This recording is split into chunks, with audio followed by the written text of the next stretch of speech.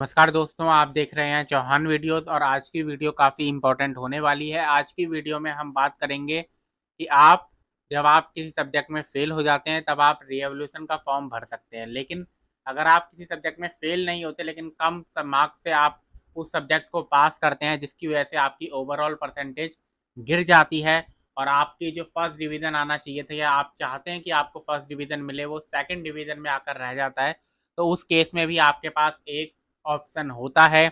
उस केस में भी आपके पास एक तरीका है जिससे आप अपना जो सेकंड डिवीज़न है उसको फर्स्ट डिवीज़न बना सकते हैं, यानी कि अपने जो मार्क्स आपके ओवरऑल परसेंटेज कम रह गई है उसको बढ़ा सकते हैं। तो क्या वो तरीका है, और वो तरीका आपका जो फाइनल मार्कशीट आपके पास आ जाती है उसके बाद भी आप उसको अप्लाई कर सकते हैं, यानी कि फाइनल मार्कशीट आपके पास आने के बाद भी आपके पास मौका है कि आप अपने मार्क्स को इंक्रीज़ कर सकते हैं। वो क्या मौका है, किस तरीके से आपको करना है, क्या करना है, कौन सा फॉर्म भरना है, उसके ऊपर ही आज की हमारी वीडियो है। तो आप इस वीडियो को पूरा ज़रूर देखें, अंत तक देखें। अगर आपने अभी तक चैनल को सब्सक्राइब नहीं किया है तो चैनल को सब्सक्राइब भी ज़रूर कीजिए। तो वीडियो की अब सीधा शुरुआत करते हैं। इस समय जो स्क्रीन पर देख पा रहे हैं ये वो फॉर्म है जिसको आपको फिल करके सबमिट करना होता है। उसके बाद आप एलिजिबल हो जाएंगे। इवन जब आपका फाइनल मार्कशीट आपको मिल चुकी है, आपका जो सब्जेक्ट्स हैं उनमें आप पास हो चुके हैं, फिर भी आप उस सब्जेक्ट का एग्ज़ाम देने के लिए एलिजिबल हो जाएंगे। क्या रूल और रेगुलेशन है सारी की सारी जान लेते हैं। पहले इनको भरना कब होता है, अगर आप जून टर्म एंड एग्जामिनेशन में अपना इम्प्रूवमेंट का एग्ज़ाम देना चाहते हैं तो 1 से 30 अप्रैल के बीच में आपको इसको भरना होगा। और अगर आप दिसंबर का जो होने वाला एग्ज़ाम है उसमें अगर आप चाहते हैं कि मैं अपना इम्प्रूवमेंट के एग्ज़ाम दूँ तो आपको 1 से 31 अक्टूबर तक इस फॉर्म को भरना होता है, यानी कि इस समय जो लास्ट डेट है वो 31 अक्टूबर है। आपको क्या करना है, इसको ये पूरा आपको पीडीएफ फॉर्मेट में मेरे टेलीग्राम चैनल पर मिल जाएगा, तो वहाँ पर से आप डाउनलोड करके इसको प्रिंट करवा सकते हैं। पहले अपना नाम, अपना प्रोग्राम, अपना इनरोलमेंट नंबर और अपना एड्रेस, अपना पिन, अपना मोबाइल नंबर, लैंडलाइन नंबर आजकल आपके पास होता नहीं है तो उसकी जगह आप अपनी ईमेल आईडी डाल सकते हैं। ठीक, ये सारी जानकारी आप जानते हैं। Term end examination in which programme completed, आपका प्रोग्राम कंप्लीट कब हुआ था फाइनल मार्कशीट में वो लिखा हुआ होगा। आप यहाँ पर लिख सकते हैं कि जून में हुआ था या दिसंबर में हुआ था, उसके बाद फिर उसका ईयर भी बता सकते हैं आप। उसके बाद total marks, overall point, grade obtained और परसेंटेज, टोटल कितने मार्क्स आपके आए हैं और आपका परसेंटेज कितना बना है वो यहाँ पर 6 पॉइंट पर लिखना होगा। उसके साथ एक फोटोकॉपी भी लगानी होगी आपको, या तो स्टेटमेंट ऑफ मार्क्स यानी कि मार्कशीट की, या फिर अपना ग्रेड कार्ड जो होगा उसकी।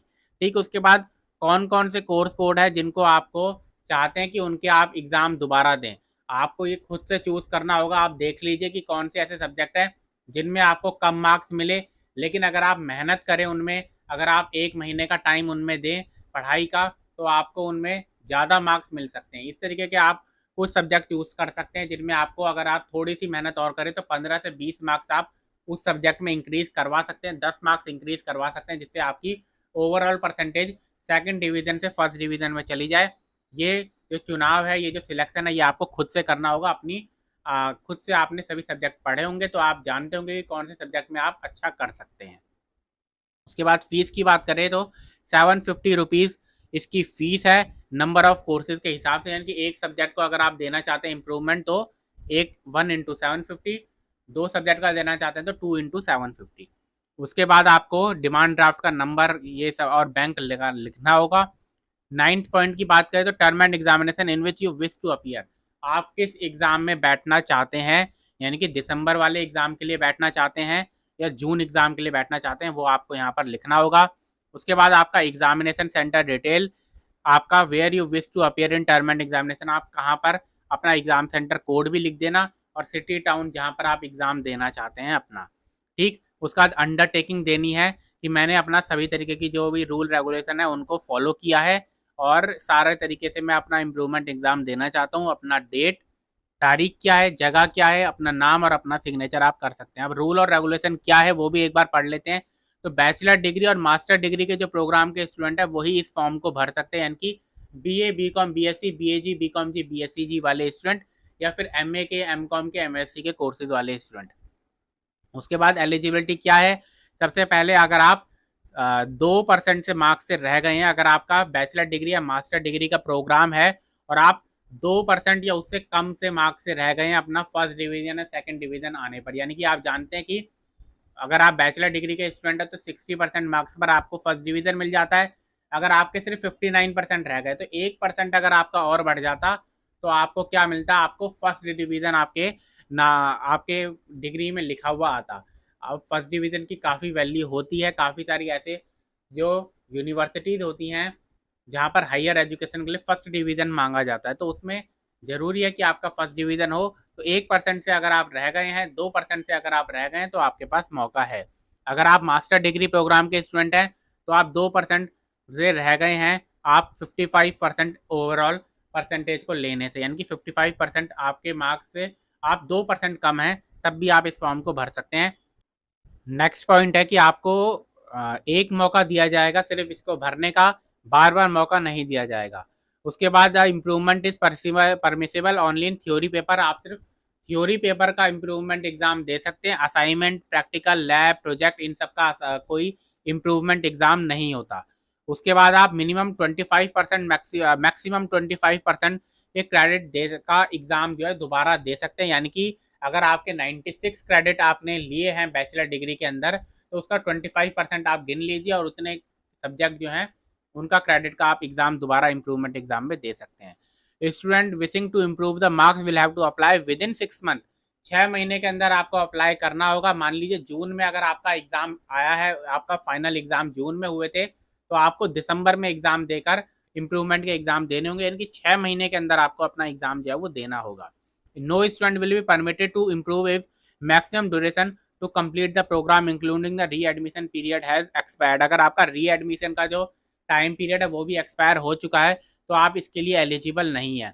After appearing in the examination for improvement better of the two examination, आपका जब आप इम्प्रूवमेंट का एग्जाम दे देंगे तो उसके बाद इस इम्प्रूवमेंट के एग्जाम में आपके जो मार्क्स आए हैं और पहले आपके जो मार्क्स आए थे उनमें से जो भी मार्क्स ज़्यादा होंगे वो आपके ग्रेड कार्ड में चढ़ जाएंगे।